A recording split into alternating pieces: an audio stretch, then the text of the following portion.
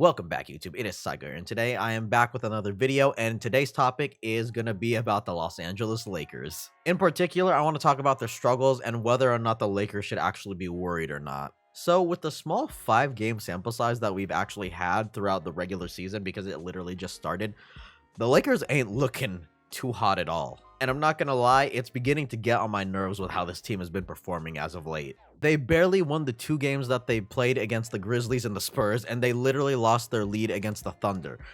I don't, how? On top of that, they have a lot of issues from their health, their spacing issues, beef on the bench, apparent beef on the bench, and just just a few other minor things here and there. And the first thing that I really want to talk about is the lack of healthy players on the team. They've had so many injuries, and it's literally just the beginning of the season. Guys like Kendrick Nunn, Wayne Ellington, Trevor Ariza, Talon Horton Tucker, like legitimately all of those guys who are supposed to be really good depth pieces for the team have all been injured, and they haven't even played a game this season. Also, LeBron has an ankle injury, and AD is literally just made of glass. What else can I say about that? And I do think that Russell Westbrook being on this team is probably my biggest issue. However, I don't think I'm going to get into that until later on in the video. You got to save the best for last. LeBron has just been doing LeBron things for like the past few games, or at least like he's being crybaby LeBron, which I don't really see as much of an issue. But bro, come on, stop barking at Cameron Payne. Yeah, I know that you've been the best player for like who knows how long, but that doesn't mean that you should just, shit on Cam Payne, even though, he does kind of have like an attitude towards like other players. And the whole Cam Johnson thing, like he didn't even block his shot, and then all of a sudden he's just talking trash to the bench. Like, bro, hustle back on offense. You could have gotten an open dunk or something like that. You could have done something, man. But it's just LeBron things. So honestly, I don't really think that this is anything to really worry about. It's just kind of how he is, but usually I feel like I expect this more towards the later half of the season, not during the beginning of the season. The whole AD and Dwight Howard beef just got me laughing, bro. Like, there's so many people that are like, oh, the Lakers are having so many chemistry issues, but honestly, I think that beef got squashed. Also, like, I think the most funny thing about when that happened was that Magic Johnson, like, he went on his Twitter and was talking something about, like, I've never seen 2 Lakers players, like, beef like this before. What the hell are you talking about? Are we watching the same basketball? Yeah, maybe it hasn't happened on the Lakers bench. I don't know. I can't recall a time when it's happened, but I'm pretty sure there was a time, or at least I know that Kobe and Dwight had that whole beef thing, whether it was on or off the court, whatever. Shaq and Kobe, I don't know what Magic Johnson's talking about. It just made me laugh. By the way, if you guys are actually enjoying the content that you're seeing, consider hitting the like button and also hitting subscribe. I would really appreciate it. Don't forget to also hit the bell for notifications so you don't miss out on another video. I'm trying to reach 100 subscribers by the end of the year, so if you guys could hit the subscribe button, I would really appreciate it. And I'm pretty sure that LeBron would too. Who am I kidding? He probably wouldn't. He doesn't even know who I am, man. Especially after, I was just talking about like, oh, he doesn't hustle back. LeBron is gonna be LeBron, man. Anyways, I already mentioned things from their health issues, from the whole beef drama stuff, and like, LeBron just not kind of just being a baby or just not really hustling, I guess.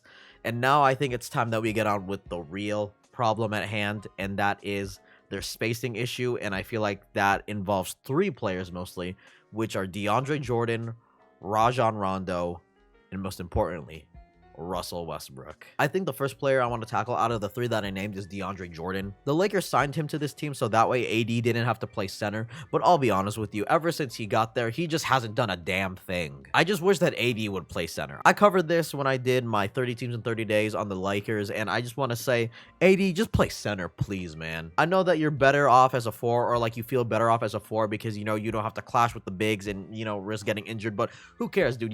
You're injury prone anyways. It's legitimately just night and day when AD plays center, because at least I know in the back of my mind, if I'm Russell Westbrook or LeBron James, AD will at least either roll to the basket or, he will get to the 3-point line because he will shoot the 3, unlike DeAndre Jordan, who pretty much doesn't. If anything, it just works out better because, like I said before, it's literally just a spacing issue. Like, it would help fix the spacing. Will it fix it completely? No, but it's a start in the right direction. I know that Rondo is a great point guard and all, but to be honest with you, him and Russell Westbrook being on the court at the same time is just horrific. Like, I remember the first game against the Warriors, Russell Westbrook tossed out the ball to Rondo in the corner, and I never want to see that happen again.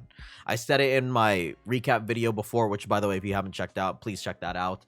But I said that there, and I'm gonna say it here again. I never want to see that from you ever again, Russell Westbrook. I don't want to see Rondo taking corner threes at all. I mean, yeah, he will shoot the three in the playoffs, but like, I feel like I've seen him shoot corner threes like in a few games this season, and I'm just like, no, this is not it. And now it is time to get down to the biggest player to talk about when it comes to the Lakers, and that is Russell Westbrook. Russell Westbrook being on this team has been my biggest legitimate worry ever since he got on this team. And I'm a big fan of Russ, but him being next to LeBron is like a legitimate worry. I honestly just feel like with him being on the court with LeBron, it doesn't allow the Lakers to really like thrive and flourish as a team as much as they should. I feel like him being on the team, especially with LeBron there, it kind of limits what the Lakers can do on offense. In the 5 games that the Lakers have played this season, Russell Westbrook has attempted 23 threes and has only made 4 of them. Like, man, I legitimately can't remember the last time that LeBron James literally played with a point guard that couldn't shoot.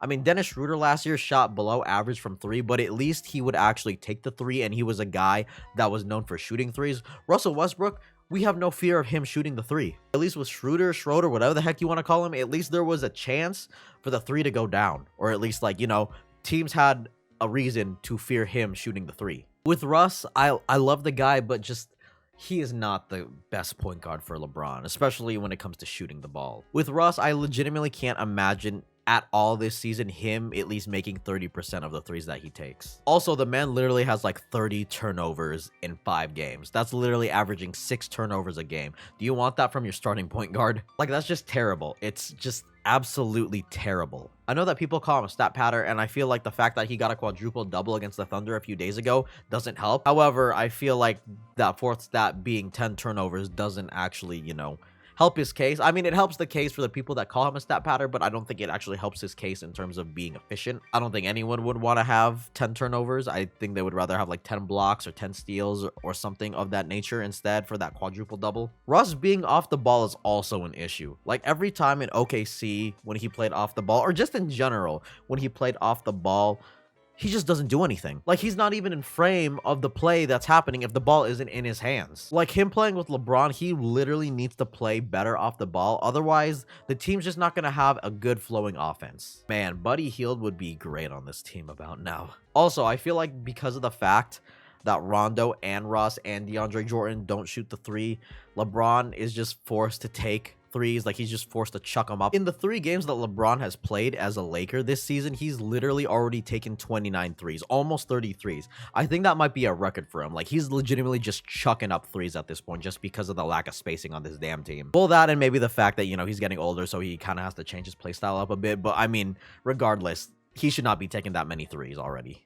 He's not Steph Curry. So when it comes to Russell Westbrook being on this team, he's probably the biggest worry that I have, and I think that Lakers fans, when it comes to this at least, should be worried. Last thing before I end the video, Frank Vogel, please play Avery Bradley, or at least put him in the rotation. He's still a solid rotational piece. And plus, you know, when they were facing the Warriors in the first game of the season, he came in and immediately made an impact. Unless, you know, he doesn't actually want to play, because I remember him saying that he didn't want to go back to the Lakers. So, I mean, there's that. Anyways, I know the whole video is about should the Lakers be worried or not. And honestly, in my opinion, I think the Lakers should be worried. Before the season even started, everyone was so hyped for this Lakers team because, you know, they got Melo, they got Dwight, they got Ross, they got Malik Monk, Kendrick Nunn, Trevor Ariza's here. But where are they now? I mean, yeah, I feel like a big fault of that is the fact that they can't stay healthy, but another fault is just that, like, man, they just don't know how to space this damn floor anymore. Anyways, let me know what you guys think in the comment section down below. Should the Lakers be worried, or is this just something that's gonna, you know, just disappear as the season goes on because, you know, they might have better players coming back from injury and all this stuff? Let me know down below. Anyways, my name is Saiko. Thank you guys so much for watching. I hope you guys enjoyed the video. Please rate, comment, and subscribe for more content, and I will catch you guys in the next video. Have yourselves a good one like always, and I'll see you later. Bye, guys.